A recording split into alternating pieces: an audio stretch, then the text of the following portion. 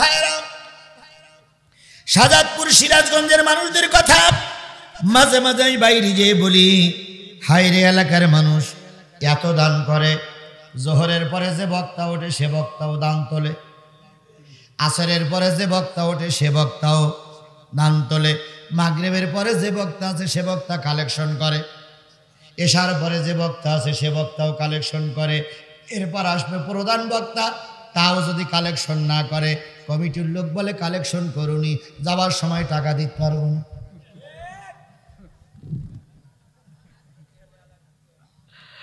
যদি বলে কত লোক কালেকশন করবে, যা কালেকশন সে করিয়ে নেবে।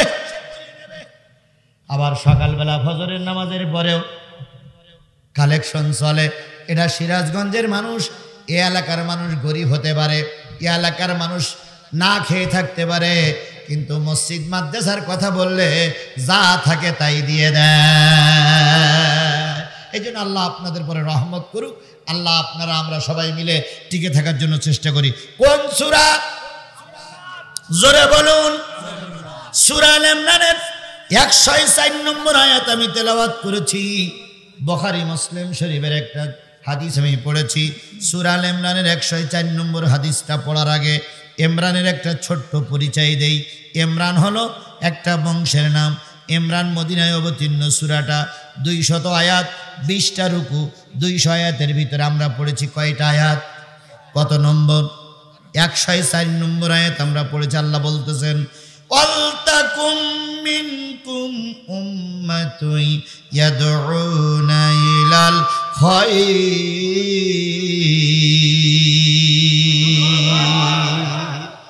ওয়ালতাকুম মিনকুম উম্মাতুন, তোমাদের ভিতর থেকে একদল উম্মত থাকবে। কে বলছে? আরো জোরে বলেন। অগণিত মানুষের ভিতর থেকে একদল উম্মত থাকবে। উম্মত মানে কি? জোরে বলুন তো, উম্মত মানে কি? আমরা সব কার উম্মত? নবীর উম্মত। উম্মত মানে দল, তার মানে আমরা সবাই নবীর দলে। জোরে বলেন। আওয়ামী লীগ, বিএনপি, জাতীয় পার্টি, জামাত ইসলাম, তাবলীগ, শাসনতন্ত্র, খেলাফত আন্দোলন, খেলাফত মজলিস, যারা মুসলমান সবাই নবীর উম্মত। কথা বলেন ঠিক না বেঠিক? কিন্তু দুঃখ লাগে, আমি আমার নবীর উম্মত হয়ে নবীর চাইতে আমার নেতারে বেশি ভালোবাসি। যদি বলেন হুজুর তা কোনোদিন হতে পারে না, হয় কিনা একটু পরীক্ষা করেন। আপনি যে নেতারে ভালোবাসেন সেই নেতার ছবি আপনার ঘরে বাঁধানো আছে। সেই নেতার ছবি ঘরে কি করা আছে? বাঁধানো আছে। ওই নেতার সকালবেলা একটা সুন্দর কাপড় দিয়ে নেতার ওই বাঁধানো নেতার ছবির ময়লাগুলো পরিষ্কার করেন। সন্ধ্যাবেলা ওই নেতার উপরে ময়লাগুলো পরিষ্কার করেন। রাতে শোবার সময় নেতার দিক তাকাই তাকাই ঘুম পড়েন। নেতারে আপনি ভালোবাসেন, তাই মহাব্বতের বই প্রকাশ ঘটান। ওই নেতার ছবিতে যদি কেউ আগুন দেয়, ওই নেতার ছবি নিয়ে যদি কেউ বাজে কথা বলে, আপনি তার নামে রাষ্ট্রদ্রোহ মামলা দিয়ে দেন। কথা বলেন ঠিক না বেঠিক? নেতার ছবি যদি কেউ আগুন দিয়ে পোড়ায় দেয়, রাষ্ট্রদ্রোহ মামলা হয়। আপনি নেতাকে ভালোবাসেন, তাই নেতার জন্য আপনার জীবন দিয়ে দিতে পারেন। এটা যদি আপনার ভালোবাসা হয়। এর পক্ষান্তরে আপনি নবীরে ভালোবাসেন, নবীর বিরুদ্ধে লোক কথা বলে, নবীর বিরুদ্ধে মন্ত্রীরা কথা বলে, নবীর বিরুদ্ধে এমপিরা কথা বলে, আপনি তার প্রতিবাদ করেন না, আপনি নবীর দলের লোক না। ওই নবীর সঙ্গে আপনার জান্নাত হবে না। যে নেতার আপনার মহব্বত করতেছেন, ওই নেতার সঙ্গে হয় জান্নাত, নাই জাহান্নাম।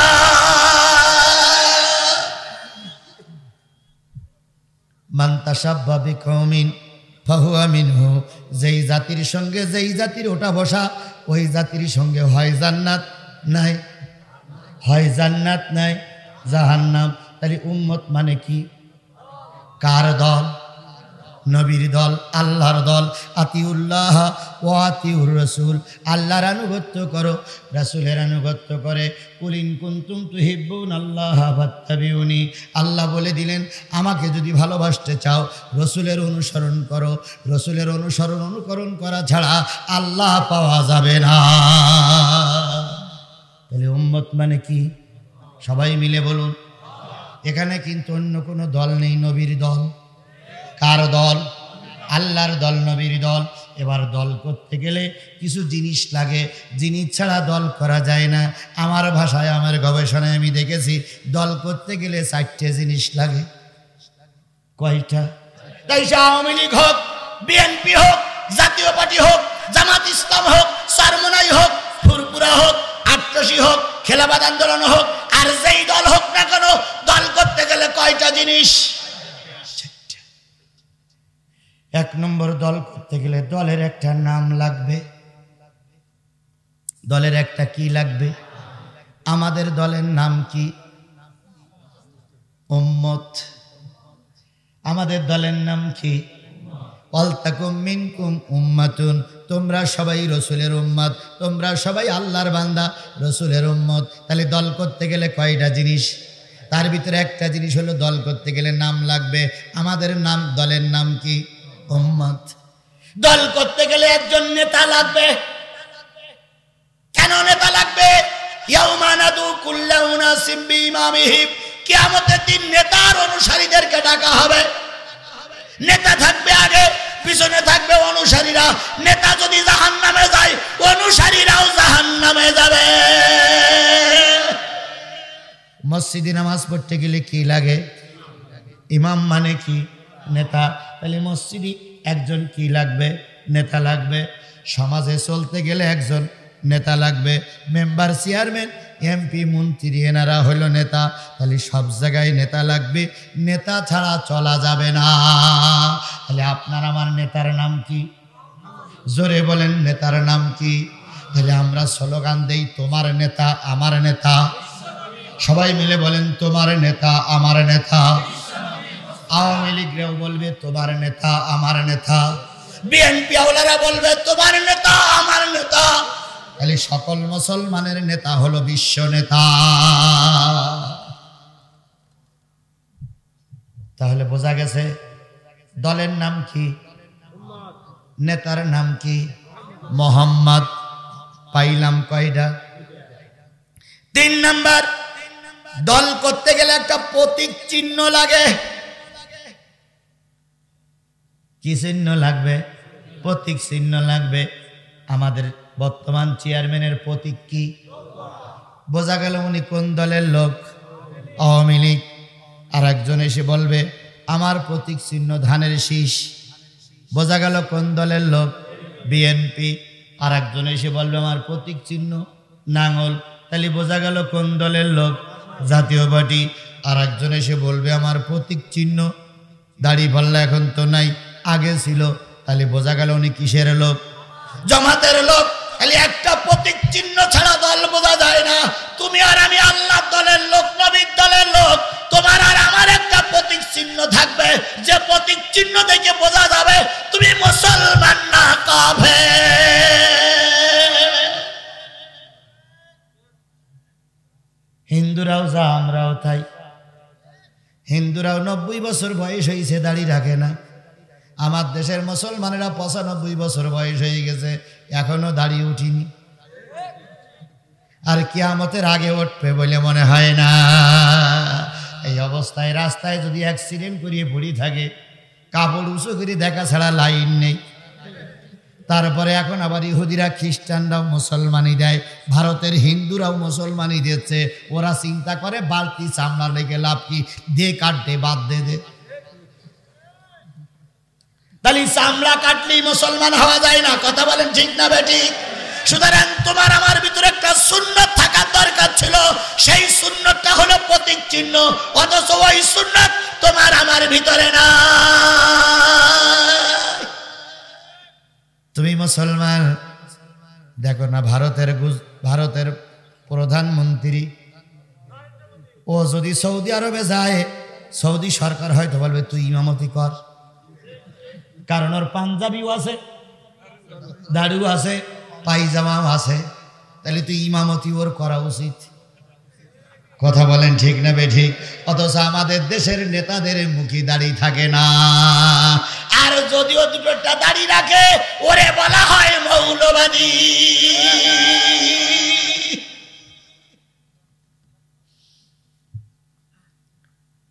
খারাপ লাগতেছে? কিচ্ছু করার নাই, সোলো বয়জান, আস্তে আস্তে আস্তে আস্তে আস্তে আস্তে।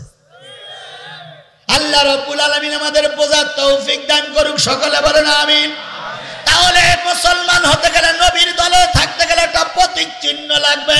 সেই প্রতীক চিহ্নটার নাম কি? সুন্নাত। প্রতীক চিহ্নটার নাম কি?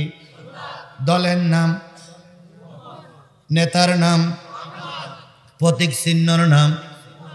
কয়টা লাগবে? 4টা। আল্লাহ বলতেছে তোমাদের ভিতর থেকে একটা দল থাকবে, ওই দল করতে গেলে কয়টা জিনিস লাগবে? 4টা। 1 নম্বর নেতা হলো মোহাম্মদ, 2 নম্বর দলের নেতা, দলের নাম উম্মত, 3 নম্বর প্রতীক চিহ্ন সুন্নাত। মান আহাব্বা সুন্নতি ফাকাদ আহাব্বানি ওয়া মান আহাব্বানি কানা মাইয়া ফিল জান্নাহ। যে ব্যক্তি আমার একটা সুন্নতের মহব্বত করবে, সে ব্যক্তি আমার সঙ্গে জান্নাতে থাকবে। আল্লাহ রাসূল বলেন, ফিতনা ফাসাদের জামানায় যে ব্যক্তি একটা নতুন সুন্নতকে জিন্দা করবে, অন্য সময় 100 গলা কাটা শহীদের সওয়াব তার আমলনামায় লেখা হবে। এই জন্য প্রতীক চিহ্নর নাম সুন্নাত। ও মুসলমান, দুনিয়ার সব কিছু ভুলে গেলাম, সুন্নাত আমাদের কাছে নাই। বলুন তো, টাকনুর নিচে কাপড় পরলে কে খুশি হয়? ভালো করে বোঝেন, টাকনুর নিচে কাপড় পরলে কে খুশি হয়? আর টাকনুর উপরে কাপড় পরলে কে খুশি হয়? আল্লাহ খুশি হয়।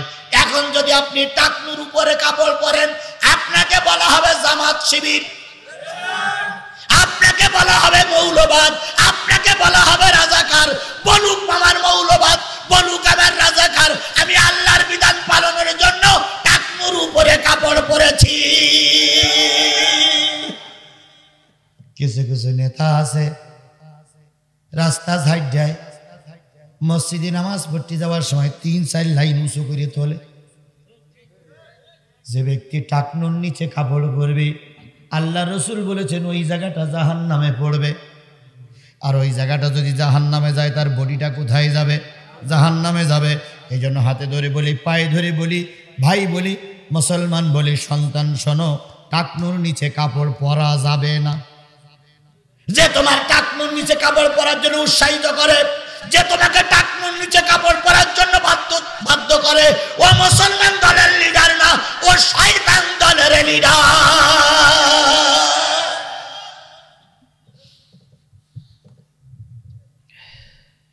তাহলে টাকনুর উপরে কাপড় পরলে কে খুশি হয়? আজকের থেকে একটা সুন্নত পালন করব, সেটা হলো টাকনুর উপরে কাপড় পরব, টাকনুর নিচে কাপড়। এ সুন্নতটা কি পালন করতে পারবেন? ইনশাল্লাহ। কলেজে পড়ো ছেলেরা, বিশ্ববিদ্যালয়ে পড়ো ছেলেরা, রাস্তাঘাটে কাজ করো ছেলেরা, টাকনুর উপরে কাপড় পরো, আল্লাহ বরকত দিয়ে দিবে। কিন্তু এখন আর ভয়তে কেউ পড়ে না, না জানি জামাত বানাই দেয় কিনা, না জানি শিবির বানাই দেয় কিনা, না জানি হেফাজত বানাই দেয় কিনা। যত তোমরা পিছনে টানতেছো, তত বড় বড় আলেমদেরকে মারা হচ্ছে। যত তোমরা পিছনে আসতেছো, তত হুজুরদের ধরে জেল খাটাচ্ছে। তোমরা ময়দানে নামো, বাতিল পন্থীরা জুতা পায়ে দেবার সময় পাবে না।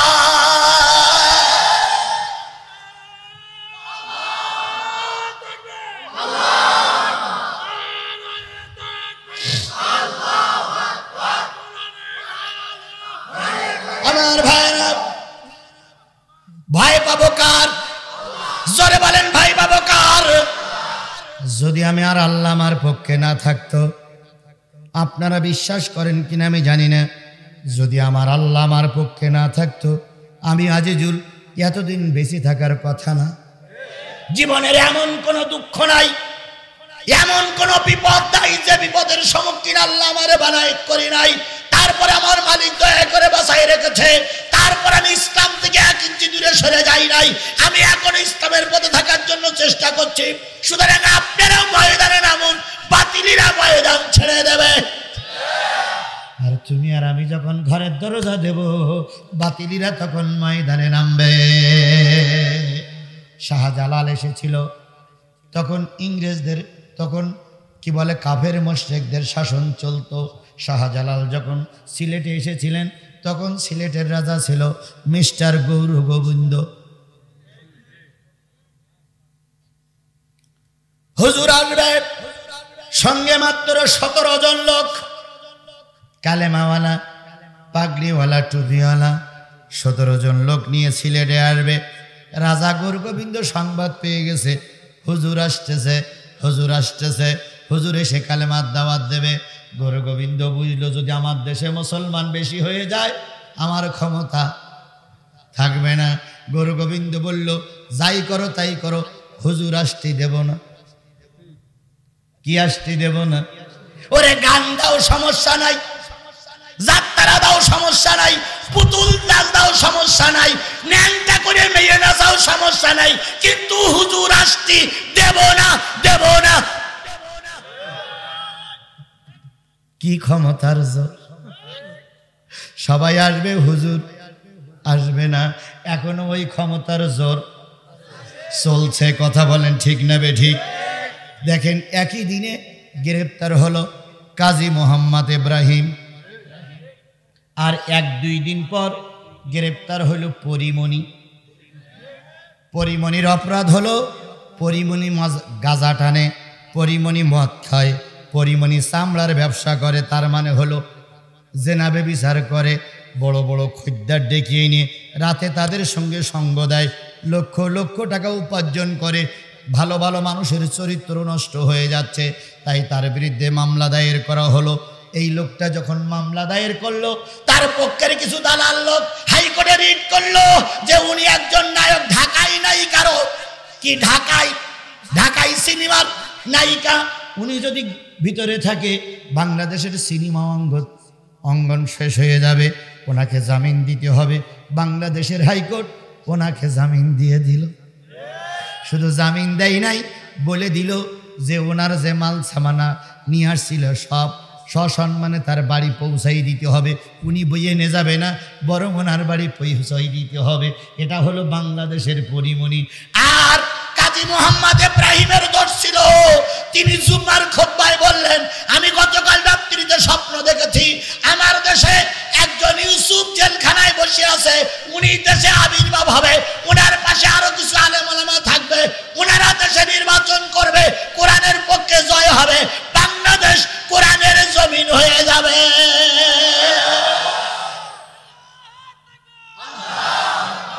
আমার কথা বলতে দেন। আমি জানি পিছনে ফেউ আমার লেগেই আছে, আমি জানি কেরামান কাতিবিন মুনকের নকির আমার চারিপাশে আছে। কথা বলেন ঠিক না বেঠিক? তারপরে আমি বলবো না, আপনি বলবেন না, তাহলে তো কি জিবরিল আমিন আসবে? আপনি আমি ময়দানে কথা না বললে জিবরিলের দায় পড়ে যায়নি, সুতরাং কথা তোমাকে আমাকে বলতেই হবে। 2-1 জন কয় হুজুর লাইন খারাপ, একটু ছাড় পাট দে বলেন। আমি সারা জীবন তো ছাড় দে বলি, সারা জীবন ছাড় দে বলি। আমি কখনো সরকার পতনের আন্দোলনের কথা বলি না, আমি কখনো সরকারের বিরুদ্ধে কথা বলি না, কারণ আমরা যদি ঠিক না হই সরকার যা আছে তাই থাকবে, আমরা যদি ঠিক হই সরকার আর একটা হবে, কি ওই সরকার থাকবে না আমাদের ব্যাপার। সুতরাং সরকারের দোষ কি? দোষ তো আমাদের। তুমি আমি নামাজ পড়বো না, আর মসজিদের ইমাম আসলে কয় হুজুর কয় রাকাত নামাজ পড়েছেন আপনি? হুজুর আপনার তো ইমামতি নিয়ে একটা আজান দেননি। ইমাম নেবে ইমামতি করার জন্য আজান দিয়ে টেস্ট করে, আর টেস্টের টেবিলে যারা বসে থাকে তারা সব ফার্স্ট ক্লাস সুদখোর। ইমাম নির্বাচনের টেবিলে যারা বসে থাকে তারা ফজরের নামাজ পড়েনি। ইমাম নির্বাচনের টেবিলে যারা বসে থাকে তারা ঘুষখোরের বাচ্চা, ঘুষখোর। ইমাম নির্বাচনের টেবিলে যারা বসে থাকে ওরা চোরের বাচ্চা, চোর, ডাকাতির বাচ্চা, ডাকাত। কামা তাকুনুনা কাযালিকা ইউআম্মারু আলাইকুম, তোমরা যেমন হবে তোমাদের নেতারা তেমন হবে। সুতরাং আমাদের আগে ভালো হতে হবে। কু আনফুসিকুম ওয়া আহলিকুম নারা, তুমি নিজে বাঁচো আগুন থেকে, পরিবারকে বাঁচাও। এই জন্য আপনাদের পায়ে ধরে অনুরোধ করছি, আপনাকে আমাকে থাকতে হবে কিসের পক্ষে? জোরে বলেন কিসের পক্ষে? যত বাধা যত বিপদ আসুক, কোরআন থেকে ময়দান থেকে সরে যাওয়া যাবে না, যাবে না, যাবে। শাহজালাল আসবে, গৌর গোবিন্দ কি করল? বাধা দিল। কিভাবে বাধা দিল?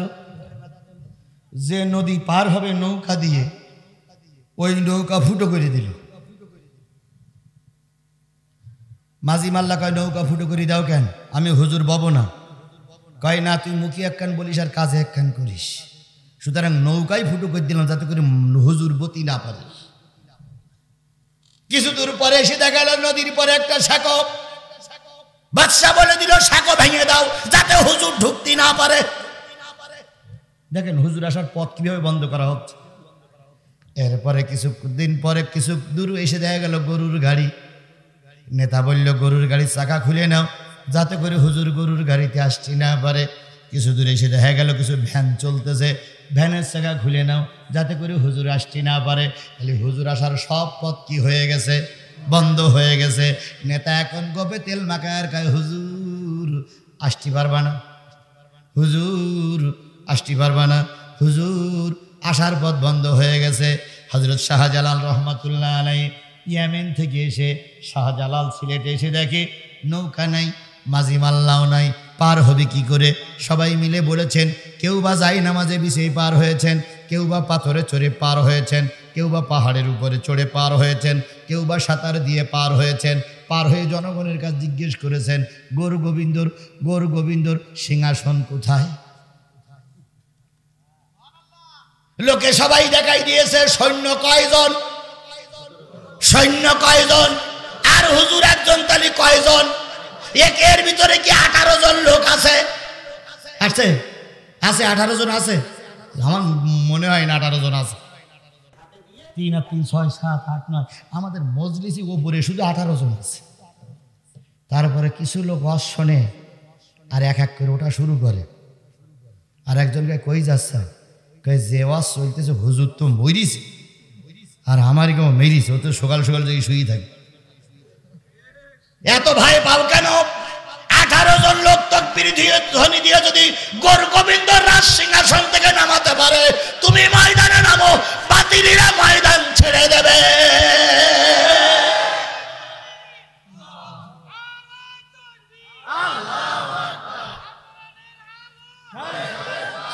আমার ভাইরা, শাহজালাল ইয়ামিনী রহমাতুল্লাহ আলাইহি গৌর গোবিন্দর দরবার পর্যন্ত চলে গেলেন।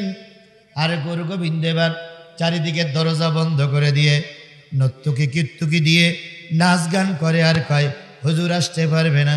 শাহজালাল বাইরে থেকে তাকবীর দিলেন, নারায়ে তাকবীর, লিল্লাহে তাকবীর। শাহজালাল কয়, কিরে কিসের আওয়াজ? মন্ত্রী কয়, মুসলমানদের তাকবীরের আওয়াজ। মুসলমানদের তাকবীর ধ্বনি শুনলে কাফেরের বাচ্চারা সহ্য করতে পারে না। তাকবীরের আওয়াজ শুনলে মুনাফিকদের অন্তরাত্মা কেঁপে ওঠে। তাকবীরের আওয়াজ শুনলে কাফেরের বাচ্চারা ময়দান ছেড়ে দেয়।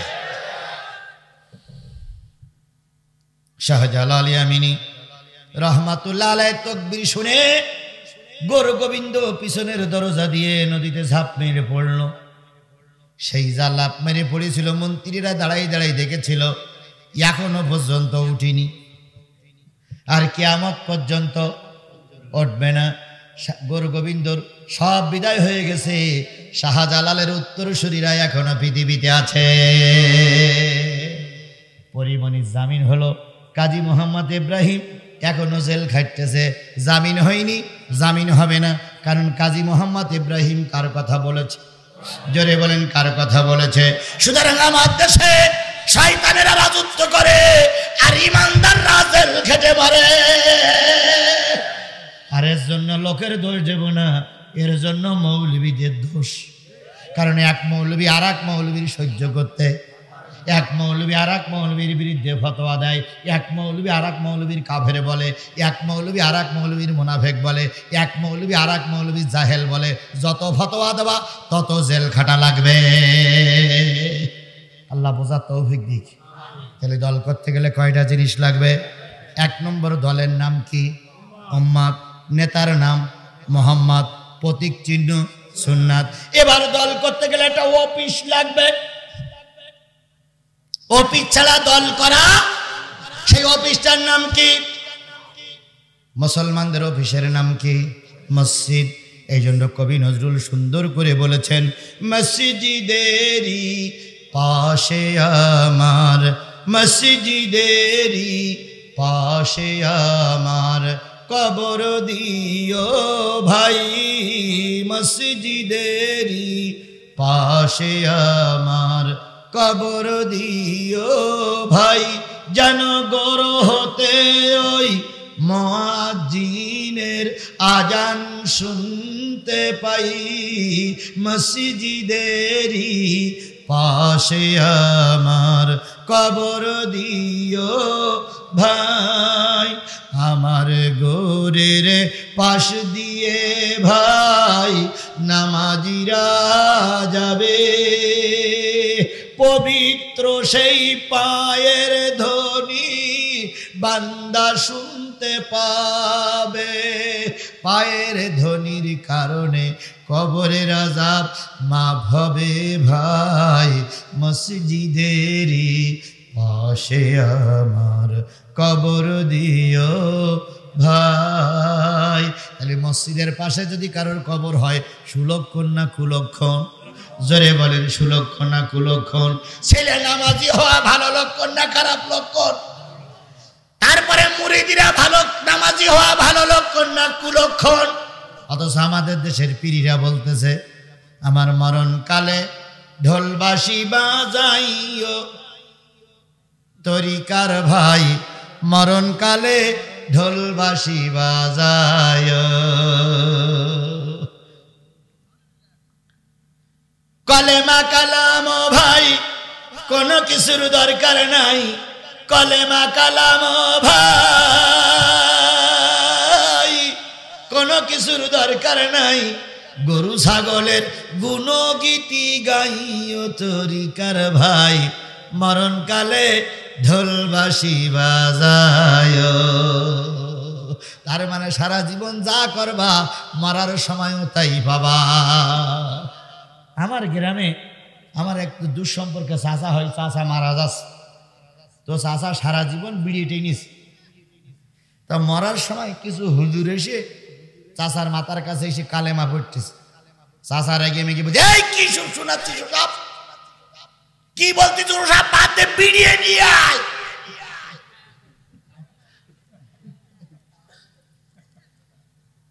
তাহলে সারা জীবন যা করবা মরার সময় তাই বাবা। সুতরাং আজকে দাবি করি ভাইরা, মসজিদে চলে আসো যদি আল্লাহ দলের লোক হও। তুমি যত বড় দল করো না কেন, নামাজি না, তুমি আল্লাহর বান্দা না।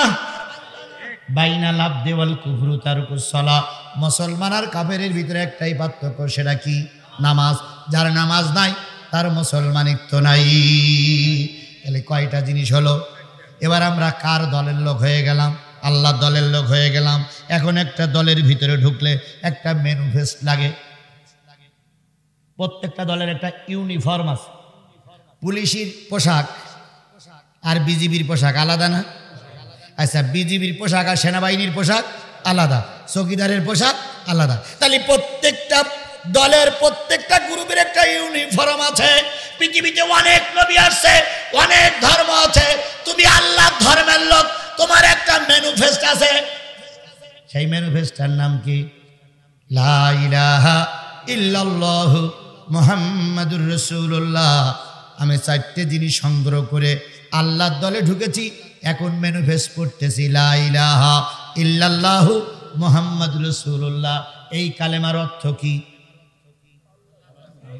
আল্লাহ ছাড়া, লা মানে নেহি, ইলাহা মানে ব্যতীত, ইল্লাল্লাহ আল্লাহ ব্যতীত কোনো মাবুদ নেই। কে ছাড়া? কোনো মাবুদ নেই কে ছাড়া। আর মোহাম্মদ আল্লাহর রাসূল। তাহলে বোঝা গেল এই কালেমা পড়লেই আমি মুসলমান হয়ে গেলাম। হিন্দুরা যখন মুসলমান হয় তখন এই কালেমা পড়ে, কথা বলেন ঠিক না বেঠিক? হিন্দুরা যখন মুসলমান হয় তখন এই কালেমাই পড়ে, কালেমা শাহাদাত অথবা কালেমা তয়্যিবা পড়ে। আপনি মুসলমান হতে গেলে এই কালেমা লাগে, কথা বলেন ঠিক না বেঠিক? কিন্তু জাতির আজকে দুর্ভাগ্য, এই কালেমা পড়ে আজকে ভিক্ষে করা হয়। এই কালেমা পড়ে এখন কি করা হচ্ছে? ভিক্ষে করা হচ্ছে। এই কালেমা সবাই জানে, কিন্তু কালেমার হক আমাদের আদায় করা হচ্ছে না। তাহলে কালেমা পড়লাম, এবার নবীর দলের আল্লাহ দলের ভিতরে ঢুকে বললাম, কিছু কাজ আছে না নাই? কাজগুলো হচ্ছে ইয়াদউনা ইলাল খায়র ওয়া ইয়া'মুরুনা বিল মারুফ ওয়া ইয়ানহাউনা আনিল মুনকার। তোমার কাজ হচ্ছে তুমি 4টি বিধান মেনে নবীর দলে ঢুকেছো, আল্লাহর দলে ঢুকেছো, ম্যানিফেস্ট পড়েছো। এখন তোমার তোমার কাজ হচ্ছে মানুষকে কোন দিকে ডাকো? হে মুসলমান, কথা বলেন, মানুষকে কোন দিকে ডাকো? আল্লাহর দিকে ডাকো, সৎ কাজের আদেশ করো, অসৎ কাজের নিষেধ করো। এই 3টে কাজ যদি তুমি করতে পারো, আমি আল্লাহ বলে দিলাম তুমি আমার দলে, তুমি কিয়ামতের দিন পাস। তাহলে আল্লাহ যদি আমাদের পাস বলে ঘোষণা করে, অন্য কোন লোক আমার পক্ষে থাক আর না থাক, ওতে আমার দুঃখ নাই, আমি আল্লাহর দলের কর্মী। এখন আল্লাহর দলের কর্মী হতে পারবে কারা? সেইখানে যাচ্ছি। আল্লাহ রাসূল বলেন, সাবাতুন ইউজিল্লুহুমুল্লাহু ফি জিল্লিহি ইয়াওমা লা জিল্লা ইল্লা জিল্লুহু। কিয়ামতের দিন যেদিন আল্লাহ আরশ কায়েম করবে, চেয়ারে বসে বিচার করবেন, ওই চেয়ারের নিচে 7 শ্রেণীর মানুষ জায়গা পাবে। কয় শ্রেণী? জোরে বলেন, কয় শ্রেণী? 7 শ্রেণী। এই 7 শ্রেণীর লোক কেবলমাত্র এই দলের কর্মী হতে পারবে, অন্য কেউ হতে পারবে না। তার ভিতরে প্রথম শ্রেণী হচ্ছে ইমামুন আদিলুন, ন্যায় বিচারক বাদশাহ। ন্যায় বিচারক কি? জোরে বলেন, ন্যায় বিচারক কি? আরো জোরে বলেন, ন্যায় বিচারক কি? বাদশাহ। ন্যায় বিচারক বাদশাহ ছাড়া এই আরশের নিচে কেউ ছায়া পাবে না। আমার নবী ন্যায়ের পক্ষে ছিলেন না অন্যায়ের পক্ষে ছিলেন? জোরে বলেন, ন্যায়ের পক্ষে ছিলেন না অন্যায়ের পক্ষে ছিলেন? হিন্দু, বৌদ্ধ, খ্রিস্টান, পাদ্রী নবী দেখেন নাই? যেটা ন্যায় সেটা ন্যায় বলেছেন, যেটা অন্যায় সেটা অন্যায় বলেছেন। আজকে আমার দলের লিডাররা, আমার দেশের লিডাররা, আমার দেশের মন্ত্রীরা, আমার দেশের এমপিরা, আমার দেশের চেয়ারম্যান মেম্বাররা, আমার দেশের চৌকিদারেরা যদি সত্যটারে সত্য বলতো, মিথ্যাটারে মিথ্যা বলতো, কোন দুর্নীতিবাজ মাথা উঁচু করে চলতে পারত না। আমার সরকারের একজন মন্ত্রী, বাড়ি হচ্ছে জামালপুর জেলার সরিষাবাড়ি। ইনি নাকি আবার ডক্টর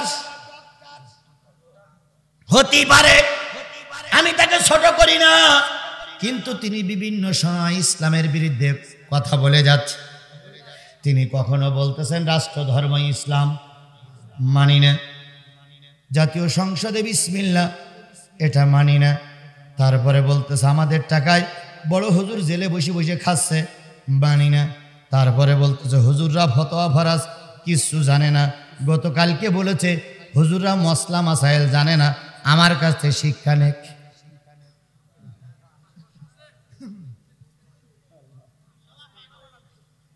আচ্ছা, তোমার কাছ থেকে শিক্ষা নেব মন্ত্রী, তুমি যদি আমার কথা শোনো, একটা ভাষা বোঝো, ইনশাল্লাহ বলে বউ তালাক দিলি তালাক হয় না? হয় না?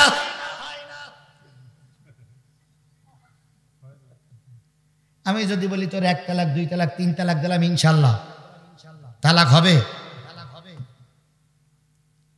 আমি তোর 1 তালাক 2 তালাক 3 তালাক 52 তালাক দিলাম, ইনশাল্লাহ তালাক হবে না? হবে না, হবে না। আর তুমি যে বলতেছো রাষ্ট্র ধর্ম ইসলাম মানি না, ইনশাল্লাহ বিসমিল্লাহির রহমানির রহিম মানি না, ইনশাল্লাহ। তার মানে বোঝা গেল ইনশাল্লাহ কি জিনিস তাই বোঝে না। ইনশাল্লাহ কি জিনিস তাই বোঝে না। অথচ উনি ফতোয়া দিচ্ছে, দেশের মৌলবীরা কিছু জানে না, উনি জানে। আচ্ছা, কিরকম জানে? তুমি একটু ইমামতি করতে দাঁড়াও দিন দেখি তোমার পিছনে কোন লোকটা নামাজ পড়ে। কুকুরও নামাজ পড়বে না। কুকুর যদি তাকাই দেখে দাড়ি নাই, মাথায় চুল নাই, আবার প্যান্ট শার্ট পরা, কুকুর তখন বলবে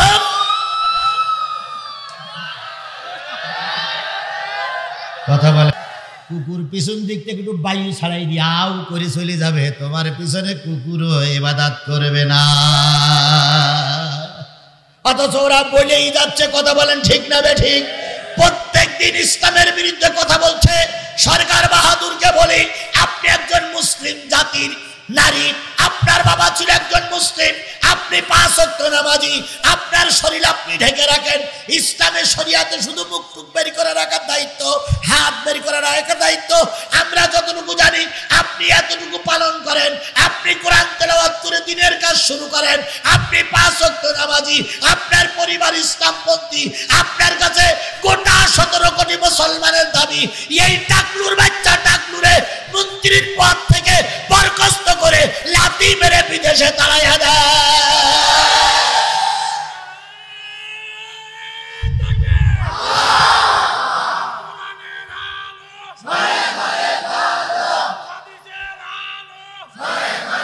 যদি না তাড়িয়ে দেন হয়তো একদিন এরাই আপনাকে বিপদের পথে ঠেলে দেবে। আমরা কখনো আপনাদের অকল্যাণ চাই না, আমরা কল্যাণ চাই। আমার চেয়ারম্যান ভাই যতত্ব বলে গেছেন, আমার সরকার ক্ষমতায় যদি আমি চেয়ারম্যান হতে পারি এলাকার উন্নয়ন হবে, আমরাও কথার সঙ্গে একমত। কথা বলেন ঠিক না বেঠিক? কিন্তু আপনার সরকারকে আপনাকেও বলতে হবে, আমাদেরকেও বলতে হবে অনিসলামী কোনো কার্যকলাপ এই দেশে চলবে না। যারা অনিসলামী কার্যকলাপের পক্ষে থাকবে তাদের পক্ষে আমরা থাকবো না, এ ঘোষণাও আপনাদের দেওয়া লাগবে।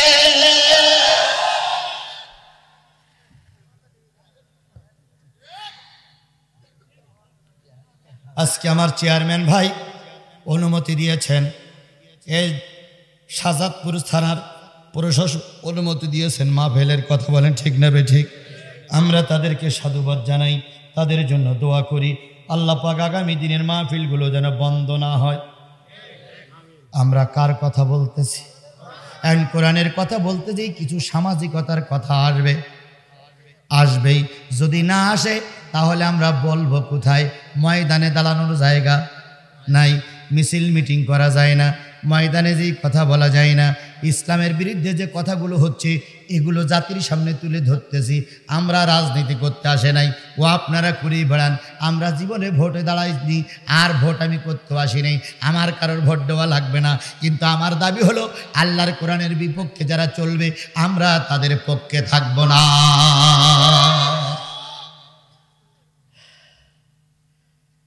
আল্লাহ আল্লাহ তুমি রহম করো। ভয় পাচ্ছেন? আমারে ফেলাই রেখে চলে যাবেন? যান যান, আমিও আল্লাহর কাছে নালিশ করবো। আল্লাহ আমারে বিপদে ফেলাই ওরা চলে গেছিল, ভিডিও করে রাখেছি, আল্লাহ ধরো আর জাহান্নামে দাও। আমি জানি শাহজাদপুর, উল্লাপাড়া, বেলকুচি, কামারখান, সিরাজগঞ্জ সদর, পাবনা সদর, তারপরে ফরিদপুর, তারপরে ভাঙ্গুরা, তারাস, এসব জায়গায়, সাতিয়ায়, এসব জায়গায় কোরআনের প্রেমিকরা বুক দেয়, পিঠ দেয় না। এসব জায়গার কোরআনের প্রেমিকরা ময়দানে থাকে, ঘরের দরজা দিয়ে ঘুমায় থাকে না। বিশেষ করে কোরআনের পক্ষের যারা ময়দানে আসে তাদেরকে জীবন দিয়ে হলো রাজপথে তাদের সাথে থাকে।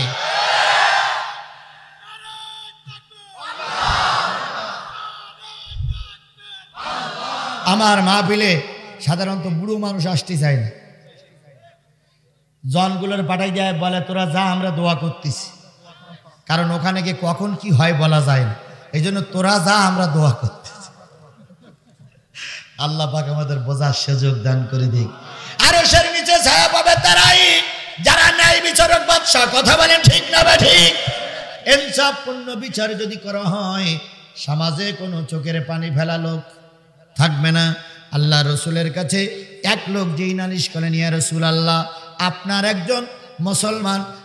একজন মুসলমান আমার জায়গা দখল করে নিয়েছে।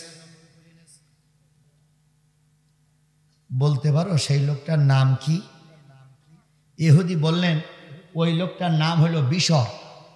মাথায় টুপিও আছে, মুখি দাড়িও আছে, গায়ে পাঞ্জাবিও আছে, আপনার পিছনে সকালবেলা সালাত আদায় করে এসেছে। অথচ ওই লোকটা আমার কি দখল করে নিয়েছে?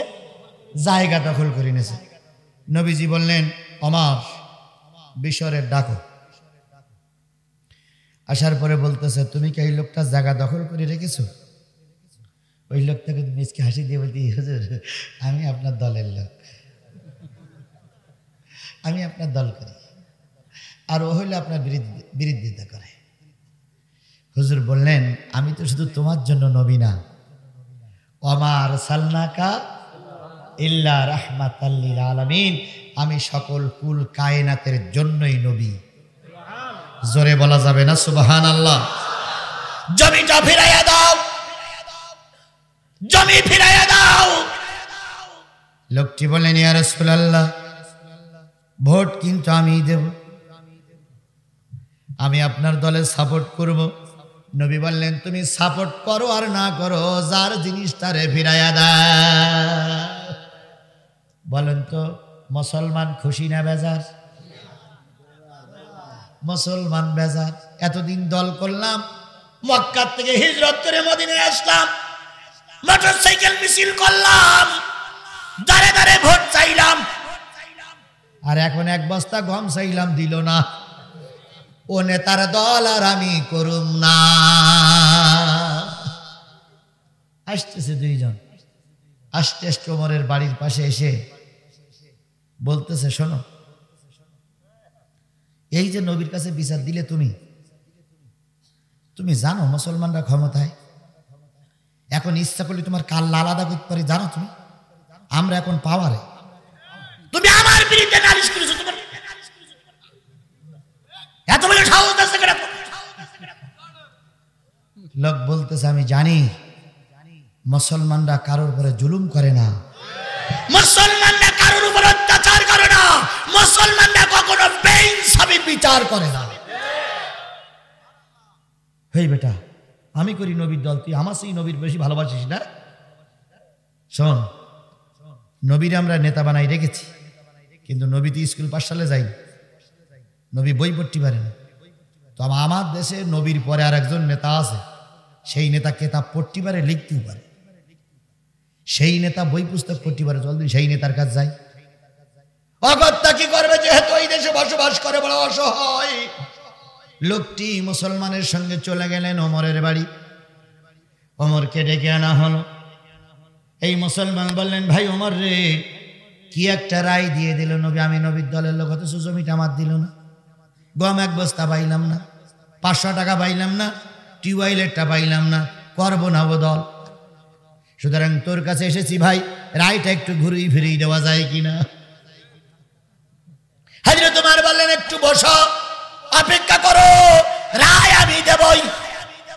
মুসলমান মিসকি মিসকি হাসে আর কয়, খুব তো ফুটুনি দেখালি, খুব তো নেতার কাজ নালিশ করলি, এখন কি করবি? অমুসলিম লোকটার মুখটা শুকাই ধুলো হয়ে গেছে। ওমর রাগী মানুষ, না জানি কি রায় দেয়। ঘরের থেকে বেরিয়ে আসলেন, হাতে তরবারি। মুসলমান আনন্দিত, ইহুদি লোকটা রুগ্ন শুকনো, মুখটা শুক হয়ে গেছে। এবার হযরত ওমর বললেন, আমি যে রায় দেব সে রায় কি তোমরা মানবা? কেউ ভয়ে ভয়ে বলে মানবো। দুইজন মাথা নিচু করো। মাথা নিচু করলেন। হযরত ওমর নাঙ্গা তরবারি দিয়ে মুসলমানের গাদ্দানের ভরে টাঘাত করলেন। মুসলমানের কাল্লা আলাদা হয়ে গেল, ধড় আলাদা হয়ে গেল। আল্লাহর নবীর দরবারে নালিশ চলে গেল, হযরত ওমর একজন মুসলমান হত্যা করেছে। নবী হযরত ওমরকে ডেকে বলেন, ওমর মুসলমান হত্যা করলেন কেন? হযরত ওমর বলেন, ইয়া রাসূলুল্লাহ, আমি যাকে হত্যা করেছি সে মুসলমান না, কারণ তার আপনার পরে ঈমান নাই। ফালা ওয়া রাব্বিকা লা ইউমিনুনা হাত্তা ইউহাক্কিমুকা ফীমা শাজারা বাইনাহুম সুম্মা লা ইয়াজিদু ফি আনফুসিহিম হারাজাম মিম্মা কাদাইতা ওয়া ইউসাল্লিমু তাসলিমা। ও দেশের নেতারা, ও দেশের মন্ত্রীরা, ও গোটা বিশ্বের নেতারা, যদি আজকে ইনসাফপূর্ণ বিচার আমার সমাজে চলতো, আল্লাহর কসম কোনো মানুষ অশান্তিতে থাকতো না। তবে চিন্তার কোনো কারণ নাই, মিথ্যা সাক্ষী দেবা দুনিয়ায় আল্লাহ পাক গজব দেখাইয়ে কবরে নেবে।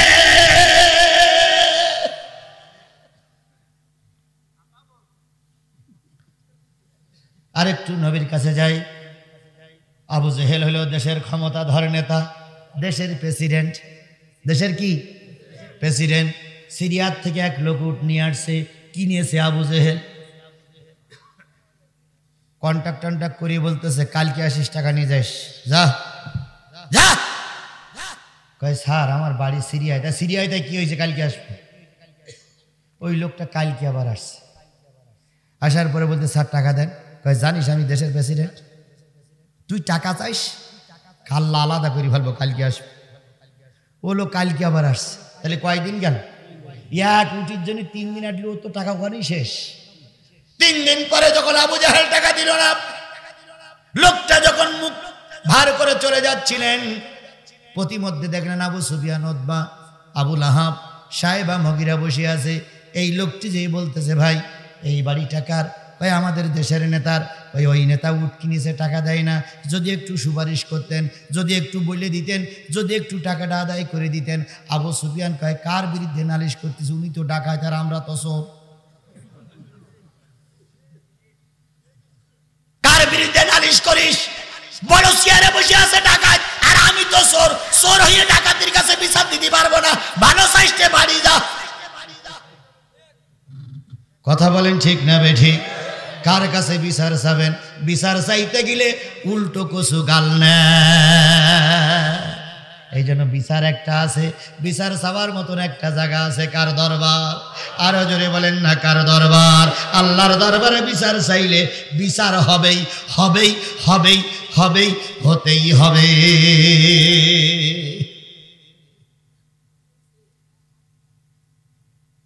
আমার ভাইরা,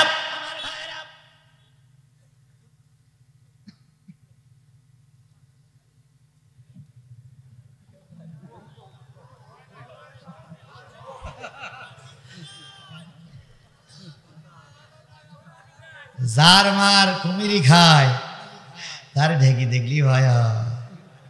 আমার ভাইরা, লোকটা যখন ফিরে যাচ্ছিল, আবু লাহাব দেখি কয় শোনো কি হয়েছে?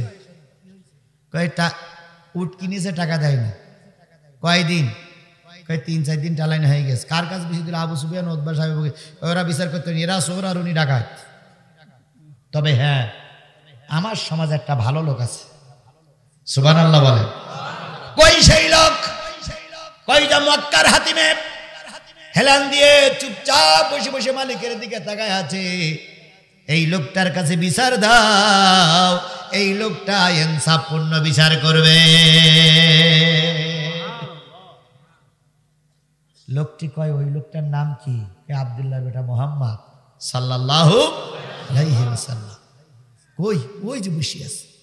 আস্তে করে যেই বলতেছে ভাই আমি একটা বিপদে পড়ে এসেছি। কি বিপদ?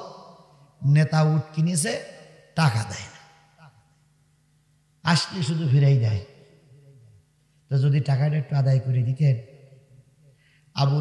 আবু সুফিয়ানে যেই বলতেছে জাগায় বোর্ড আজকে লাগাই দিছি, আজকেই মারামারি শুরু হবে, চাচা ভাইপো আমরা আনন্দ দেখব। নবীজি আস্তে করে উঠলেন, লোকটির হাত ধরলেন। আবু জেহেলের ঘরের ভিতরে যেয়ে বলতেছে চাচা, চাচা, চাচা, মুরব্বি। আবু জেহেল কয় কি খবর? কয় এই লোকটার কাছ থেকে উট কিনেছেন? আবু জেহেল বলতেছে হ্যাঁ কিনেছি তো। টাকা দেন না কেন? টাকা দেন না কেন? টাকা দেন। ফেলান টাকা।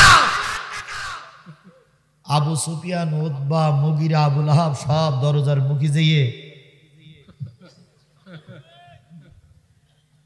সুবহানাল্লাহ বলেন।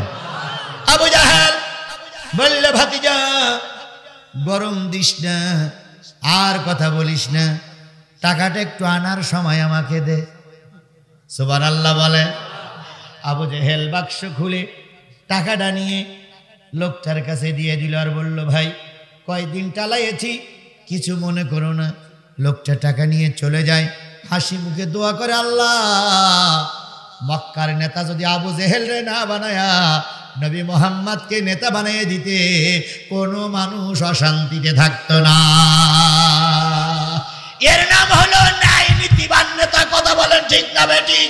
কোন লোক নাই, একা একাও তুমি যদি ময়দানে চলো তোমার পক্ষে সাহায্য আমার আল্লাহ করবে।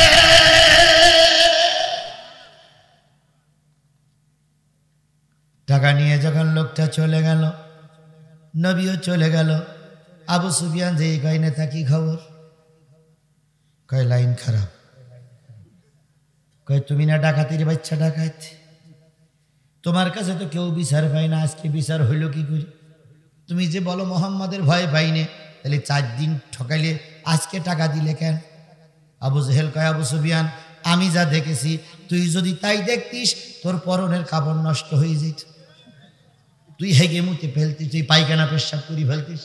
কয় কি দেখেছ নেতা?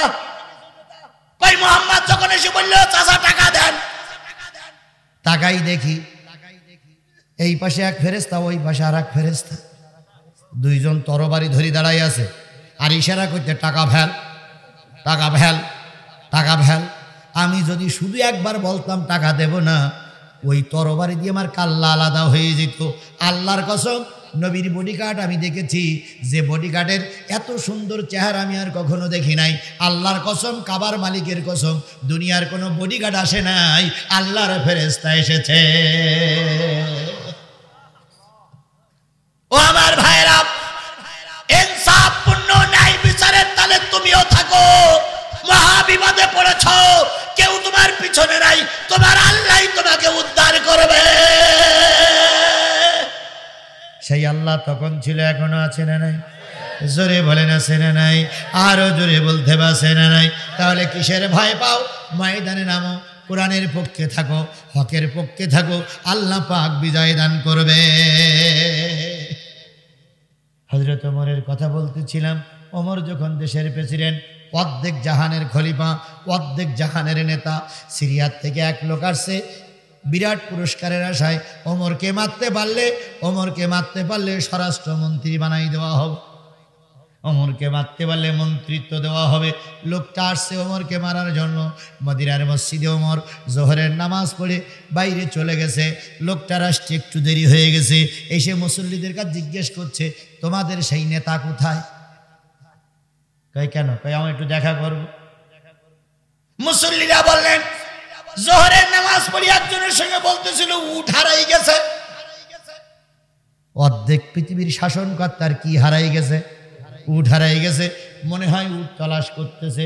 তবে তুমি চিন্তা করো না, ওই যে দূরে একটা বাবলা গাছ দেখা যায়, রোজ যখন একটু খুব কঠিন হয়, মাঝে মাঝে ওই বাবলা তলায় এসে তরবারিটা মাথায় দিয়ে ঘুম পড়ে। যদি ওখানেই থাকো, হয়তো তোমার ওর সঙ্গে দেখা হয়েই যাবে। লোকটি চিন্তা করলেন, ভালোই পরামর্শ দিলে রে ভাই, যেহেতু ওখানে কোনো বডিগার্ড নাই, কেউ নাই, একা একা যখন আসবে, কাল্লাকে কি আলাদা করব, দেশের মন্ত্রী হয়ে যাব। আমরাও খেয়াল করি, যে যত হুজুর মারতে পারে সে তত দেশের নেতা হয়। যে হুজুরের বিরুদ্ধে মিথ্যা সাক্ষী দেয় সে নমিনেশন পায়। যে হুজুরদের গুলি করে মারে সেই দেশের নেতা হয়। যে ব্যক্তি যত বড় ডাকাতি করতে পারে সেই আমার দেশের তত বড় নেতা হয়ে যাচ্ছে।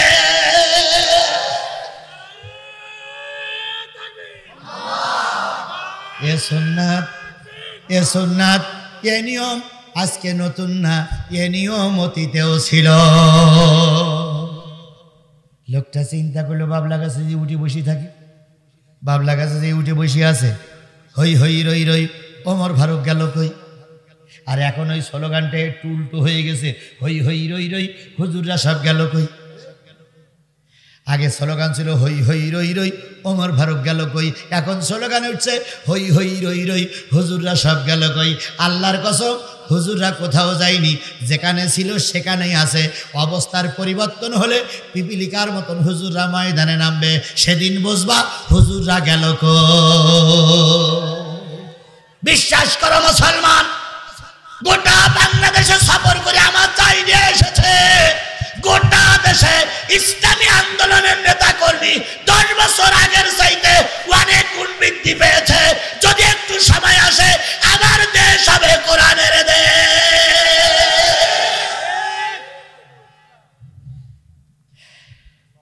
যেখানে 20 জন কর্মী ছিল সেখানে এখন 40 জন কর্মী। যে ইউনিয়নে ইসলামী আন্দোলনের কোনো নেতাকর্মী ছিল না, আমরা খোঁজ নিয়ে দেখতেছি সেই ইউনিয়ন এখন ইসলামের ঘাঁটি হয়ে গেছে। যদি বলেন হুজুর তারপরে পরিবর্তন আসতেছে না কেন? পরিবর্তন আসে না, সহজে আসে না। রক্ত দিতেছেন, রক্ত দেবেন, ময়দানে চড়তেছেন, ময়দানে থাকবেন। একদিন আল্লাহ বিজয় দেবে, সেদিন আর বেশি দূরে নয়, যেদিন বাংলার সংসদ হবে কোরআনের সংসদ।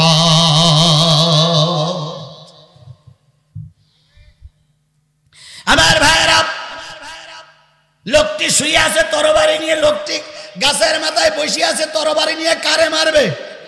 ওমরের। কিছুক্ষণ পরে ওমর কষ্ট করে আস্তে করে গাছের নিচে এসে তরবারিটা মাথায় দিয়ে শুয়ে পড়লেন। লোকটা চিন্তা করলো এই তো সুযোগ, যেহেতু লোকে বলেছিল এখানেই ওমর এসে শুয়ে পড়বে। আস্তে করে এবার গাছের থেকে যখন নামবে, নামার আগে নিচের দিক খেয়াল করে একটা বাঘ ওখানে এসে বসে গেছে। বাঘের ওই লেজ দিয়ে দিয়ে হযরত ওমরের দাড়ির বালিগুলো সরাইয়া দেয়। হযরত ওই বাঘের লেজ দিয়ে দিয়ে হযরত ওমরের গায়ে মশা মাছি বাসলে তাড়াইয়া দেয়। বাঘ, যে বাঘ মানুষ খায় সেই বাঘ দেখে ওমরের বাতাস দেওয়া শুরু করেছে। কোথায় আছো মুসলমান? তুমি যদি আল্লাহর পক্ষে থাকো, বাঘ তোমার পক্ষে থাকবে। লোকটা এবার নিচে নেমে আসলো। লোকটা নিচে নামে নাই। লোকটা এবার ভয়ে চিন্তা করতেছে কিভাবে এখান থেকে পালাই যায়। বাঘ জোরে একটা ডাক,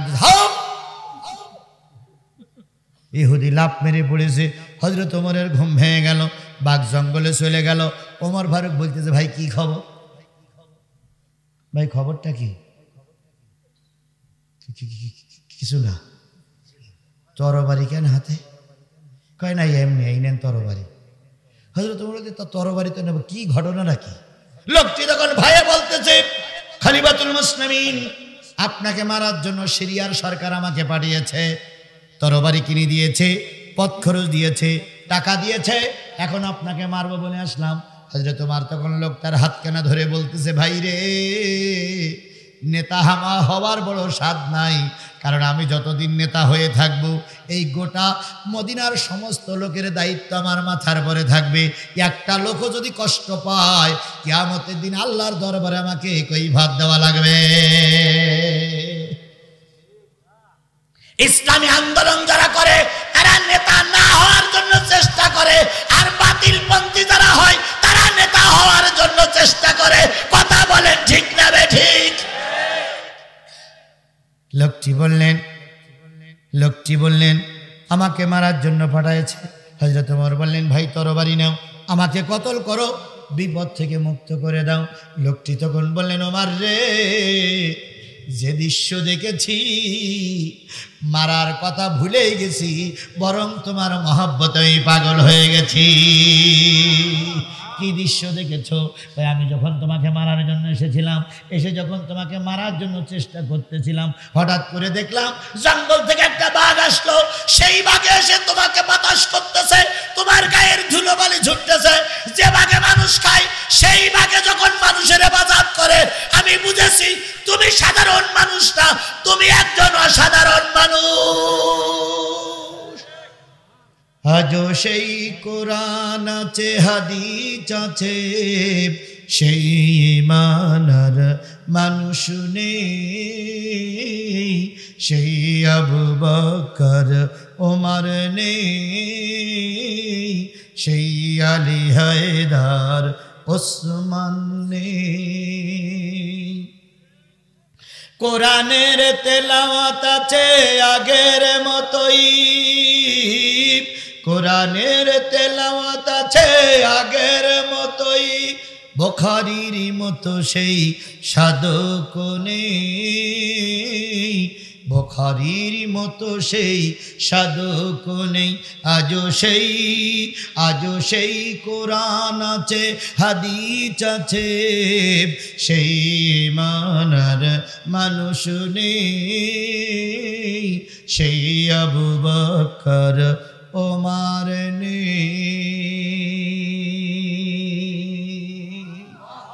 ওরকম ন্যায় নীতিবান ইনসাফপূর্ণ নেতা যদি আজকে আমার সমাজে তৈরি হয়ে যায়, সমাজটা হবে সোনার সমাজ।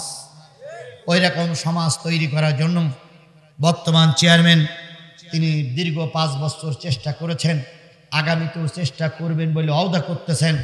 আল্লাহ পাক ওনার ইজ্জত অথবা যাকে ইউনিয়নের ক্ষমতা দিলে এই ইউনিয়নের মানুষ উন্নতি করতে পারে, এই ইউনিয়নের মানুষ শান্তিতে বসবাস করতে পারে, আল্লাহ পাক তার হাতে আগামী 5 বছরের দায়িত্বটা দান করে দিক।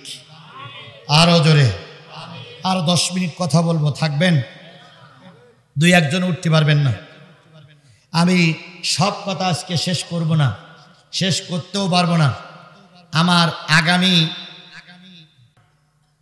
একটা মাহফিল আছে, হ্যাঁ, চিনে দুপুরিয়া, আগামী 6 ডিসেম্বর পুরান টেপরি। এই 2টা মাহফিল আমার সামনে এখনো রয়ে গেছে। আমি মনে করতেছি এই 2 মাহফিলে আপনাদের পাওয়া যাবে না। হ্যাঁ, আচ্ছা ওই মাহফিলে যাবেন কারা কারা? হাত তোলেন তো। হুজুর এই 2টা মাহফিলে আমরা যাব। আল্লাহু আকবার, আল্লাহু আকবার। সুতরাং আজকে আর মাত্র এখন কটা বাজে? 12টা। আর সব মিলে 15 মিনিট কথা বলবো। এই 15 মিনিট কথা বলার পর আজকে দাবি করবেন না, বাকি কথা যেগুলো থাকবে 2টা মাহফিলই বলবো ইনশাআল্লাহ। আগামী 9 তারিখে পাশে এক মাহফিলে তারেক কি বলে আব্দুল্লাহ আলামিন আসবে। আব্দুল্লাহ আলামিন একজন ভালো আলোচক, তিনি একজন সুললিত কণ্ঠের অধিকারী, তিনি খুব সুন্দর কথা বলেন। আগামী 9 তারিখ কোন জায়গায়? দুর্গাপুর। আপনারা সেখানেও যাবেন। 6 তারিখে আমারটা শুনবেন, 9 তারিখে তারটা শুনবেন, 5 তারিখে আমার পর্যন্ত অপেক্ষা করবেন। এই কয়েকটা মাহফিল আপনাদের দাওয়াত দিলাম, আরো মাহফিল আছে, সেগুলো আপনারা যাবেন। আমার ভাইয়েরা, বলতেছিলাম ইমামুনা আদিলুন, নাই বিচারক বাদশাহ। ছোট্ট একটা কথা বলে বিদায় নেই। হযরত ওমরের জামানা, ওমর যখন দুনিয়ার সব মানুষ, উঠলে হবে না তো, 15 মিনিট আমি ভিক্ষা চেয়ে নিয়েছি। আমি আপনাদের কাছে চেয়ে নিয়েছি 15 মিনিট। আমার সময় ছিল কয়টা পর্যন্ত? 12টা পর্যন্ত। 15টা মিনিট আমি এই জন্য চেয়ে নিলাম। আমি আসার পরে দ্বিতীয় বক্তা কয়েক মিনিট কথা বেশি বলেছেন, এরপরে আমাদের শ্রদ্ধেয় চেয়ারম্যান ভাই কয়েক মিনিট কথা বলেছেন। এই জন্য 2 ঘন্টা প্রতি আমার 10 মিনিট বাকি থাকবে। এই 10টা মিনিট আমি হক আদায় করে যাব। এই জন্য ছোট্ট 2টি কথা বলবো, মেহেরবানি করে ময়দান ছেড়ে যাবেন না।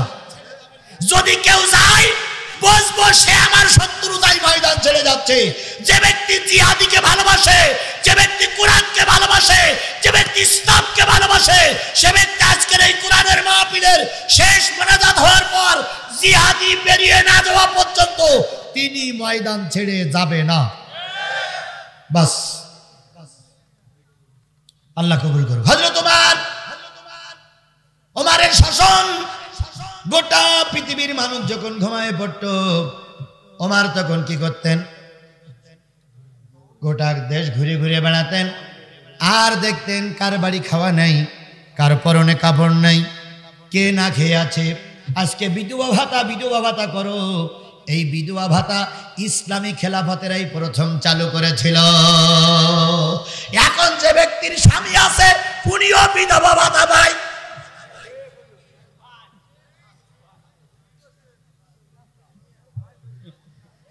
আচ্ছা, স্বামী আছে তা বিধবা হইল কি করে? আবার প্রকৃত অনেকের স্বামী নাই, তারা ওনারে সাপোর্ট করেনি বলে বিধবা ভাতা পায় না।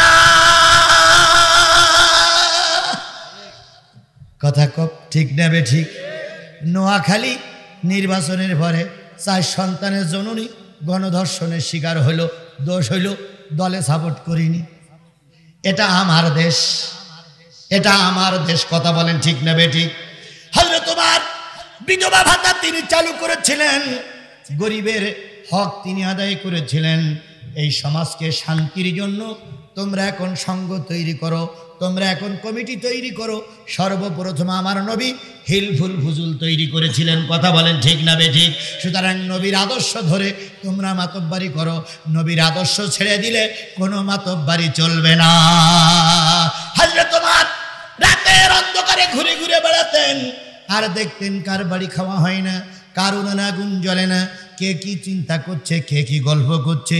হযরত ওমর হঠাৎ করে খেয়াল করলেন মরুভূমির বুকে একটা টিম টিম টিম টিম করে আলো জ্বলতেছে। হযরত ওমর একা, অর্ধেক জাহানের পৃথিবী একা। একবারও হিসাব করে দেখেছেন আপনি? অর্ধেক জাহানের পৃথিবী কয়জন? একা। আর আমার দেশের একজন মেম্বার সন্ধ্যের পরে যদি ফাঁকায় বেরোয় তাহলে 4-5 জন তার বডিগার্ড লাগে। লোক কয় এত লোক কেন? আমার শত্রু মিত্র আছে, কখন ফুট করে মেরি দেয়। আর ওর পরে যত নেতা যাবেন তত নেতার বডিগার্ড বেশি লাগে। কথা বলেন ঠিক না বেঠিক? একজন এমপি যদি এলাকায় আসে, সামনে থাকে 5 কান গাড়ি, পিছনে থাকে 3 কান গাড়ি,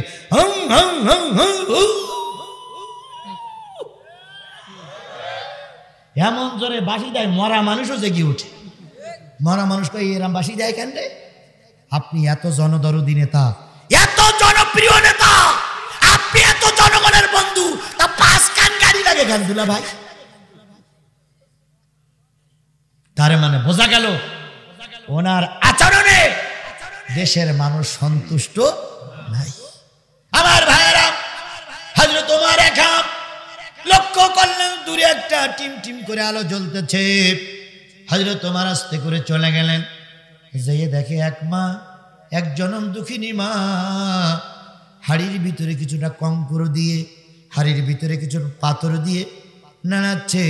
আর ছোট ছোট বাচ্চাগুলো বলতেছে মা খেতে দাও, ও মা ক্ষুধার যন্ত্রণায় আর বাঁচতে পারি না, মা কিছু খেতে দাও।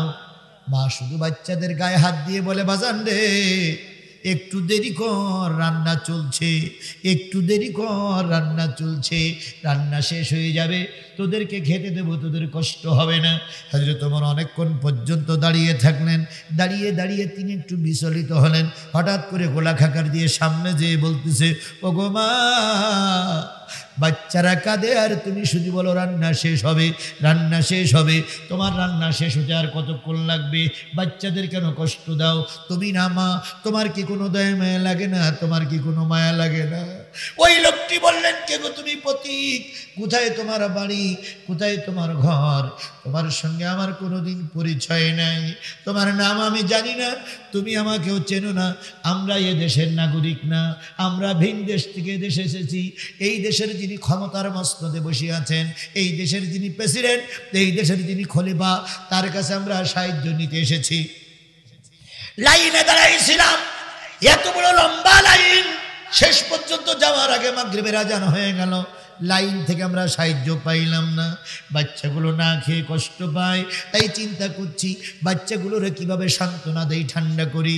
তাই পানির ভিতরে কঙ্কর দিয়ে ওই আগুন দিয়ে জ্বালাই। আর কয়ে সিন্নি রান্না হচ্ছে, কি বলে মিঠাই রান্না হচ্ছে, তোরা এখনই খাবে। কিন্তু ও পতি, হাড়ির ভিতরে কিচ্ছু নাই, শুধুমাত্র সান্ত্বনা দিচ্ছে আমি মা, তাই ওদের সান্ত্বনা দিচ্ছি। হযরত ওমর বলেন, আমার মাথায় যেন বজ্রপাত হলো, মাথায় যেন পাহাড় ভেঙে পড়লো। চিন্তা করলাম আমার দেশে এমনও মানুষ কষ্ট পায়, এমনও মানুষ কষ্ট পায়। দেশের মানুষের চাইতে ভিন দেশের মানুষের জন্য যদি এই দরদ হয়, তাহলে দেশের মানুষের জন্য তার কি দরদ ছিল? আমাদের দেশের মানুষেরও ভালোবাসে না, ভিন দেশি মানুষ আসলে তো সহ্যই করতে পারে না। পাকিস্তানিরা আইছে এদেশে খেলা করতে, কি করতে আইছে? কি করতে? কি খেলা? 4-6 মারার জন্য আসছে। ওরা যখন অনুশীলন করতেছিল, ওদের মাঠের ভিতরে একটা পাকিস্তানি পতাকা উড়িয়ে ওরা অনুশীলন করতেছিল যে তোমরা ওই জায়গায়, আমরা এই জায়গায়, আমরা পাকিস্তানিতে অনুশীলন করতেছি। ও আল্লাহ, এইটা দেখে আমার দেশের লোকেরা সহ্য করতে পারল না, বিশেষ করে ওই টেকলো সহ্য করতে পারল না। ওই জামালপুরের টেকলা ওয়াও প্রতিবাদ করেছে, জোরে বলেন ঠিক না বেঠিক? এত প্রতিবাদ করলে বাঘের বাচ্চা, বাঘেরা বিড়াল হয়ে আসলো কেন? তোমার বাঘের বাচ্চা পারল না কেন? পারবে কি করে? এই বাঘের বাচ্চার মাথায় যারা আছে এরা দুর্নীতি চ্যাম্পিয়ন। ভালো ভালো প্লেয়ারগুলো জায়গা দেয় না, দল করে না বলে খারাপ খারাপ প্লেয়ার নিয়ে যায়, আর 4-6 মেরে যায় বাঘ হইয়ে, আসে বিড়েল হইয়ে। এরপরে মনে করতেছিলাম 5 দিনের টেস্ট,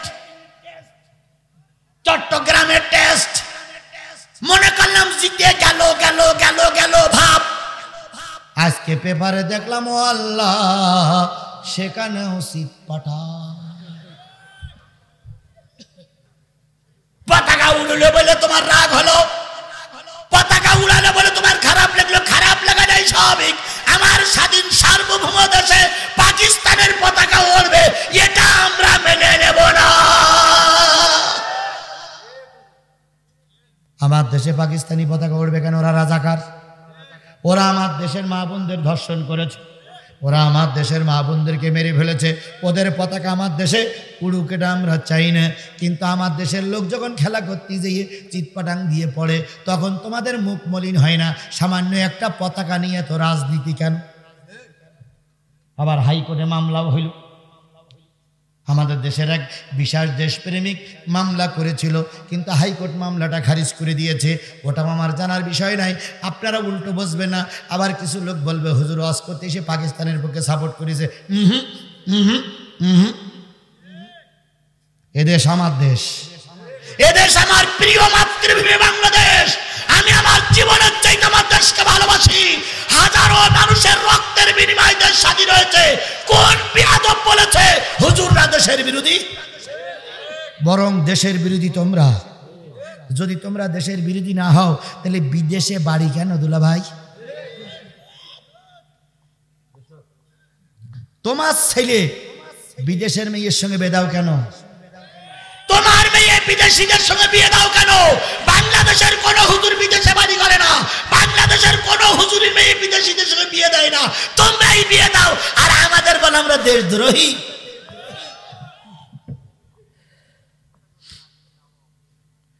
আমাদের দিলের ভিতরে দেশপ্রেমিক আছে। আল্লাহ রসুল বলেছেন দেশের 1 ইঞ্চি মাটি রক্ষা করার জন্য যদি কেউ জীবন দেয় তার আমল নামায় শহীদ মৃত্যু লেখা হয়। সুতরাং আমরা দেশের বিপক্ষের লোক নই, আমরা দেশের পক্ষের লোক। দেশ স্বাধীন হয়ে গেছে আর আমরা পাকিস্তানের পক্ষে দালালি করি না, ভারতের পক্ষেও দালালি করি না। আমার স্বাধীন দেশে আমরাই 100। জোরে বলেন আমরাই কি? কারণ সাহায্যের দরকার নাই। কোরআন বুকে নিয়ে ময়দানে থাকো, দেখবা আল্লাহ বিজয় দান করবে। আর এরা যখন কথা বলে তখন লজ্জাও লাগে না। আমেরিকায় 100 গণতন্ত্রীপন্থী লোকদের নিয়ে মিটিং করেছে। আমাদের দেশের নেতারা বলতেছে দুর্বল গণতন্ত্রী লোক নিয়ে মিটিং করেছে। আমরা হলাম সবল গণতান্ত্রিক দেশ। হোক আমাদের দেশ গণতান্ত্রিক দিক দিয়ে এগিয়ে যাক, আমরা এটা কামনা করি। কথা বলেন ঠিক না বেঠিক? হযরত ওমরের কাছে আইছে বিদেশি। কথাটা কেন বললাম তা কি মনে আছে? প্রসঙ্গে এসে গেল তাই একটু চুড়ে দিলাম। আমার ওমরের কাছে আইছে কি? কোন জায়গার থেকে আসছে? সিরিয়ার থেকে। কি নেওয়ার জন্য? সাহায্য নেওয়ার জন্য। লাইনে দাঁড়াইছিলেন, যেতে পারলেন না, মূল জায়গা পর্যন্ত যেতে পারেন নাই। হযরত ওমর বললেন ওগো বোন একটু অপেক্ষা করো, দেখি আমি তোমার জন্য কিছু করতে পারি কিনা। হযরত ওমর চলে গেলেন। আসলাম ছিলেন বাইতুল মালের সম্পাদক। আসলামকে ডেকে বলেন আসলাম রে, যে দৃশ্য দেখেছি বাচ্চাদের চোখের পানি আমি সহ্য করতে পারি না রে আসলাম। তাড়াতাড়ি আটার বজা খেজুরের বস্তা আমার মাথায় উঠায়া দেয়। অর্ধেক পৃথিবীর শাসনকর্তা আটার বস্তা মাথায় নিয়ে হাঁটবে। এসব শুনলি জীবনে বিশ্বাস হয়? জীবনে বিশ্বাস হয়? আমি তো চিন্তা করি কি করে হয়। একজন মেম্বার ভোটে পাশ করার আগে সালাম দিয়ে গাল গেজা বেরিয়ে যায়, আর ভোটে পাশ করার পরে সালাম দিবি উত্তর দেয় না, ওর মুখ বুবা হয়ে থাকে, মুখ পুজো হয়ে থাকে। আসসালামু আলাইকুম মেম্বার সাহেব। মেম্বার তখন কয়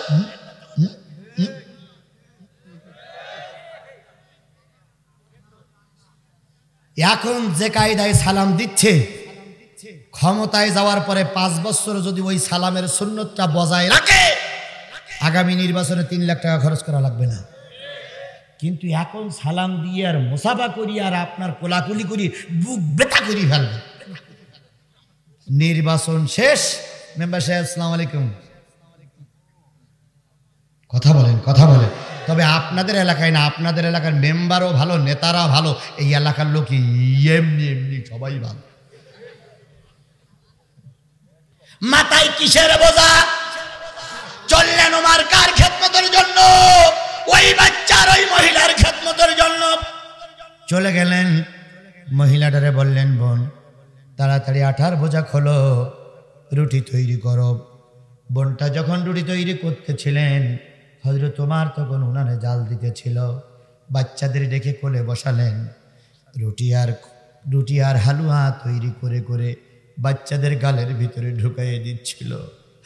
আর বললেন, বোন তুমিও 3 দিন খাও না, তুমিও 2 একখান খাও। বোনটা খাচ্ছিল, আর ওমর বলতেছিল, ও বোন বিদেশ থেকে এসেছো, ওমর এই দেশের রাজা, ভালো দায়িত্ব পালন করতে পারে না, তাই না বোন? ওই লোকটি তখন, ওই মহিলা তখন বলতেছে, ওগো পতি, কি তোমার নাম আমি জানি না, কোথায় তোমার বাড়ি আমি তাও জানি না, কোথায় তোমার ঘর আমি তাও জানি না, কি তোমার নাম তাও আমি জানি না, তবে মদিনার খলিফা ওমর না হয়ে যদি তুমি হতে, কোন ইয়েতিম বাচ্চা না খেয়ে বিছানায় ঘুমাইতে যেত না। হযরত ওমর বললেন, বোন ওমর কবি অভিশাপ দিও না, আমি জানি ওমর ভালো মানুষ, তারপরে বড় দায়িত্ব পালন করতে গিয়ে হয়তো ঠিক মতন পালন করতে পারে না, ওমর কবি অভিশাপ দিও না। বোন রুটি খাইলেন, আর বললেন এগুলো রেখে দাও, সকালবেলার জন্য তৈরি হবে, আর তুমি সকালবেলা লাইনে গিয়ে দাঁড়াবে, আমি সেখানে থাকবো, তোমাকে বেশি বেশি দেওয়ার জন্য আমি চেষ্টা করব। মহিলা পরের দিন সকালবেলা ওমরের দরবারে চলে গেলেন, যেয়ে দেখলেন, আল্লাহ, গতকাল রাত্রিতে যে লোকটি আঠার বোঝা মাথায় করে নিয়ে আমার ঘরের ভিতরে ঢুকেছিল, যেই লোকটি রুটি আর হালুয়া আমার বাচ্চাদের গালে তুলে দিয়েছিল, যেই লোকটি আমার উনানের জালের কাজে সাহায্য করেছিল, সেই লোকটি দেখতেছি খেলাফতের খলিফার চেয়ারে বসে আছে। না জানি আজকে কাল্লা আলাদা হয়ে যায় কিনা। কোথায় আছো দায়িত্বশীল? কুল্লুকুম রাইন ওয়া কুল্লুকুম মাসউলিন আলা রাইতিহি। প্রত্যেকটা দায়িত্বশীলকে তার দায়িত্ব সম্পর্কে আল্লাহর কাছে জিজ্ঞাসাবাদ হবে, জিজ্ঞাসার উত্তর দিতে হবে। আমার ভাইরা, মহিলা যখন পিছন দিক থেকে কেটে পড়তেছিলেন, হযরত ওমর চেয়ারে বসে দেখলেন হয়তো সেই মহিলা। হযরত আলী ডেকে বললেন, আলী, মহিলাটারে রাজ দরবারে নিয়ে এসো। আলী যখন ব্যারিকেড দিয়ে মহিলার আনতে ছিল, মহিলা রাজ দরবারে এসে 2 চোখের পানি ফেলাই দিয়ে কেঁদে হাত করজোড় করে বলতেছিলেন, খলিফাতুল মুসলিমিন, আপনাকে বাঘে খেদমত করে, আপনার কথা শুনে আফ্রিকার জঙ্গলের বাঘ আর ছাগল একসঙ্গে এক ঘাটে পানি খায়। আপনাকে আল্লাহ রসুল বলেছিলেন, আমার পরে আর যদি কোনো নবী হতো, হযরত ওমর নবী হতো। আপনি তো সেই দায়িত্বশীল নেতা, আপনার দরবারে এসে আমি কালকে বিয়াদবি করেছি, আমাকে মাফ করে দিবেন, দয়া করে বিচার করবেন না, আমাকে মাফ করে দেন। হযরত ওমর চেয়ার থেকে নেমে এসে বলতেছে, বোন তুমি আমার কাছে মাপ চেও না, বরং আমি তোমার কাছে মাপ চাচ্ছি। তোমার বাচ্চাগুলো কষ্ট করার আগে আমি কেন তোমার বাচ্চাদের মুখে খাদ্য তুলে দিতে পারলাম না, এই জন্য তুমি আমাকে মাফ করে দিও। ও আমার ভাইরা, এরকম দায়িত্বশীল নেতা যদি আজকে আমার সমাজে তৈরি হয়ে যেত, আল্লাহর কসম এই সমাজে কোনো মানুষ কষ্ট পেত না। কথা বলেন ঠিক না বেঠিক? সুতরাং আসুন, আমার সমাজের নেতারা যেন ভালো হয়, আল্লাহ পাক তাদের ভালো বানিয়ে দিক। তাহলে কয় শ্রেণীর মানুষ আরো আল্লাহর আরশের নিচে ছায়া পাবে? একটা হলো ইমামুন আদিলুন, ন্যায় বিচারক বাদশাহ। সব কথা শেষ করতে পারি নাই। ন্যায় বিচারের বাদশাহ যদি, বাদশাদের কথা যদি সারা রাত বলি, আংশিকও শেষ হবে। অনেক ন্যায় বিচারের কাহিনী আমার সমাজে আছে। সুতরাং সবাইকে ন্যায় বিচারক হওয়ার তৌফিক দান করুক। 2 নম্বর শিক্ষা হলো, ও যুবক, তোমাদেরকে আল্লাহ আরশের নিচে ছায়া দান করবে যদি 5 ওয়াক্ত নামাজ পড়ো। কয় ওয়াক্ত? আচ্ছা, শুধু যুবকরা কি 5 ওয়াক্ত নামাজ পড়বে? আমরা সবাই কি করব? 5 ওয়াক্ত নামাজ পড়ব। যে ব্যক্তি 5 ওয়াক্ত নামাজ পড়বে, আল্লাহ তার দোজখে দেবে না। যে ব্যক্তি 5 ওয়াক্ত নামাজ পড়বে, সে আল্লাহর 8টা জান্নাতের মালিক হবে। যে ব্যক্তি 5 ওয়াক্ত নামাজ পড়বে, সে ঈমান নিয়ে মৃত্যুবরণ করবে। যে ব্যক্তি 5 ওয়াক্ত নামাজ পড়বে, তার কবরে আযাব হবে না।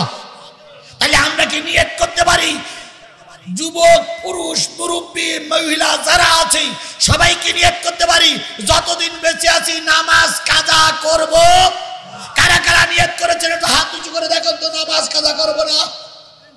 আল্লাহ আল্লাহ হাত উঁচু করে রাখেন। আল্লাহ নবীর কাছে দাওয়াত দিয়ে পাঠিয়েছিলেন, নবী আবু জেহেলের হেদায়েত দিতে পারেনি, আবু লাহাব হেদায়েত পাইনি। আমি গুনাহগার আজিজুল ইসলাম অনেক দূর পথ থেকে ছুটে এসে তোমার বান্দাদের নিয়ে সবাত করতেছি। আল্লাহ তুমি আমাদের 5 ওয়াক্ত নামাজি বানায়া দাও।